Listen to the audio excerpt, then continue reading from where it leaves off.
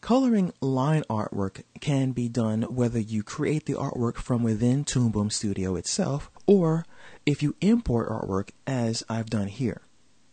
All you really need to do at this point is make sure that, for the most part, your spaces are closed. For example, see here? There are no gaps. There are no areas where I can have leakage of color into other areas. And this is very important when you're going to bring artwork in. Although later on, I'm going to show you a great tool so that if you do have an area that's open, for example, let's say you have a hole here. Let me go ahead and use the eraser tool and just show you. Maybe if you scanned your artwork in and you had that gap. I'll show you how to fill that in later on in the upcoming lesson. So I'm going to undo the eraser tool for now. All you have to do is choose the paint bucket tool here and then choose the color that you want to give in the area. For example, I'll give this armor a blue fill and I'll click one time. And now that area is filled in. And I can do that here as well on any parts of the armor in which I like to place that color. I can go ahead and choose a different color and click in a filled region once again to give that area color. And I can always change my mind. So if I want to give it a brown area, for example, I just go ahead and go over the area that I just colored in.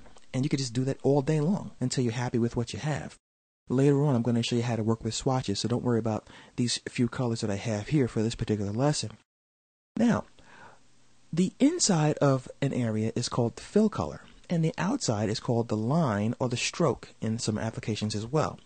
So what I could do is if I wanted to color the black areas, all I have to do is choose a color and then click on the black area or the stroke, and that will color in that area with that particular fill.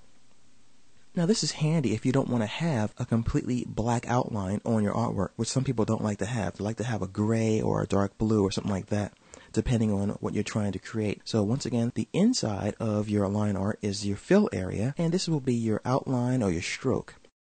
Now another thing you can do is you can unpaint things. So I can go to my paint bucket tool and hold the mouse down, and I can choose to unpaint. So I can click on an area and return to the way it used to look when I first brought the artwork in.